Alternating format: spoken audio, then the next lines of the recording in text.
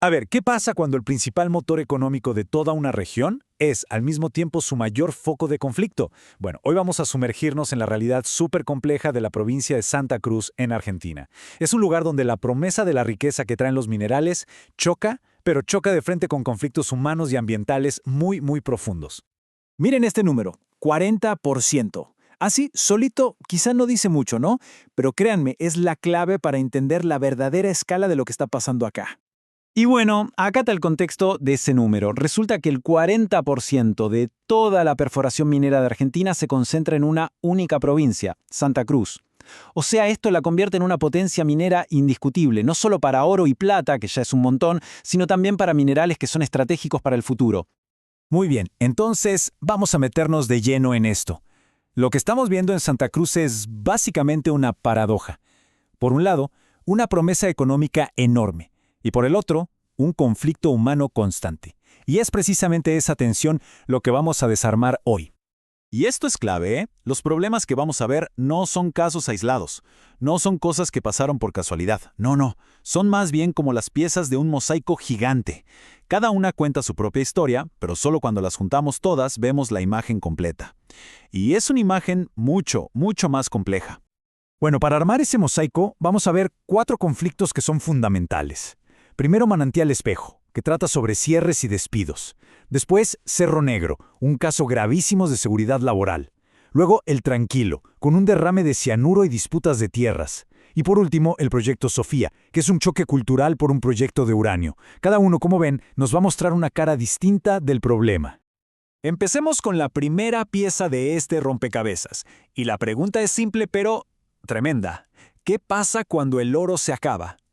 Justamente de eso se trata el caso de la mina Manantial Espejo, una historia sobre las consecuencias económicas para un pueblo que dependía casi por completo de ella. A ver, en esta historia tenemos 3 jugadores principales, bien definidos. Por un lado, Pan American Silver, el gigante minero de Canadá que decide cerrar. Por otro, el sindicato AOMA, que obviamente representa a los trabajadores que se quedan sin empleo. Y en el medio de todo, el pueblo, Gobernador Gregores, con una economía que, imagínense, depende en un 90% de esa mina. Y acá es donde vemos el choque de trenes, porque tenemos 2 relatos que son el día y la noche. La empresa dice que fue un cierre colaborativo, hecho con la comunidad, pero el sindicato dice que no, que la compañía se fue por la ventana de atrás y que hicieron un desguace atroz. O sea, 2 realidades que no se tocan en ningún punto. Pasemos ahora a la segunda pieza del mosaico, y esta historia es trágica. Habla del precio mortal que a veces tiene el oro.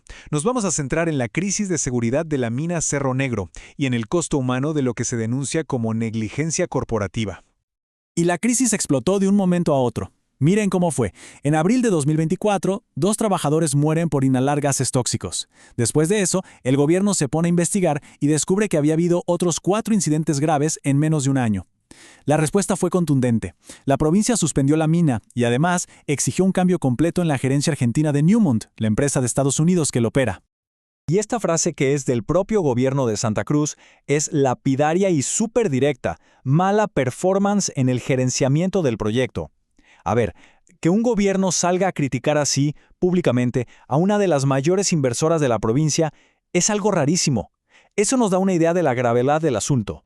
Bueno, la tercera pieza de nuestro mosaico nos lleva al proyecto El Tranquilo. Y acá la historia gira en torno a 3 cosas: daño ambiental, falta de confianza y secretos. La secuencia de lo que pasó acá es de película. Primero, hay un derrame de cianuro. Segundo, la empresa, Patagonia Gold, supuestamente le resta importancia, como si no fuera gran cosa.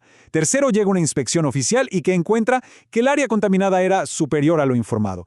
Y cuarto, el golpe final. Surgen acusaciones de que el propio gobierno provincial intentó encubrir todo para proteger a la empresa. Pero esperen, que hay más. En medio de todo esto, una dueña de tierras demanda a la empresa por invadir su propiedad. Va a la justicia y gana. Consigue una orden judicial a su favor, pero, según se informa, la compañía simplemente la ignoró. Es la típica lucha de una ciudadana de a pie contra un gigante. Y así llegamos a la cuarta y última pieza de nuestro mosaico. Este es un conflicto diferente porque está como latente, mirando hacia el futuro. Es un verdadero choque de mundos en el proyecto Sofía, donde se enfrentan las ambiciones del país con tradiciones que tienen siglos de historia. Miren, acá es donde chocan dos visiones del mundo que no podrían ser más diferentes.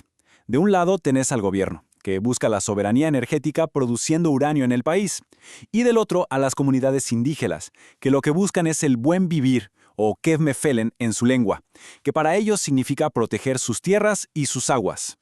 Y para entender bien este conflicto, es fundamental saber qué es el buen vivir. No se trata simplemente de decir no al desarrollo y ya. Es mucho más profundo. Es una forma de ver el mundo que se centra en vivir en armonía, las comunidades, las personas y la naturaleza, todo junto, y prioriza el bienestar de todos por encima del desarrollo puramente económico. El nivel de desconfianza es tan, pero tan profundo, que las comunidades mapuche y tehuelche llegaron a decir algo tremendo. Acusaron al gobierno de usar la pobreza como herramienta de presión para que aceptaran el proyecto. Es una denuncia gravísima, que pone sobre la mesa si realmente hubo una consulta genuina o no. Ok, ya vimos las 4 piezas por separado. Ahora, como si diéramos un paso atrás, vamos a mirar el mosaico completo. ¿Qué nos dice la imagen que se forma cuando juntamos todas estas historias? Lo que queda claro es que cada caso que analizamos nos muestra una cara distinta del mismo gran desafío. Juntos forman como las 4 caras de este conflicto. Por un lado, derechos económicos y laborales. Por otro, la seguridad de los trabajadores. Después, el tema ambiental y la transparencia. Y finalmente, los derechos de los pueblos indígenas.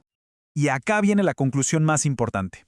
Estos conflictos no son bugs del sistema, no son errores aislados. Son, en realidad, features. Son características propias de un modelo, el modelo extractivo, que está cada vez más presionado por la sociedad y el medio ambiente. O sea, son el resultado esperado de cómo funcionan las cosas hoy. Pero bueno, el análisis no se queda solo en señalar el problema, también propone soluciones. Sugiere que se necesitan cambios de fondo, como por ejemplo, consultas con comunidades indígenas que sean realmente vinculantes, un organismo de control ambiental y de seguridad que sea independiente de verdad, transparencia total a través de un observatorio público de conflictos y que las grandes empresas mineras se hagan cargo de lo que hacen sus subcontratistas. Y al final, ¿por qué importa esta historia de Santa Cruz? Porque no es solo una historia local, es en realidad un reflejo en pequeña escala de un desafío que es global. Esta tensión entre la necesidad de recursos, pensemos en la transición energética, y la defensa de los derechos humanos y el ambiente, está pasando ahora mismo en un montón de lugares del mundo. Y todo esto nos deja con una pregunta final, para que nos quede resonando. En esta carrera global por los recursos que estamos viviendo, ¿es posible que el progreso económico y la dignidad humana puedan de verdad ir de la mano? La respuesta, como nos muestra el caso de Santa Cruz, todavía se está escribiendo.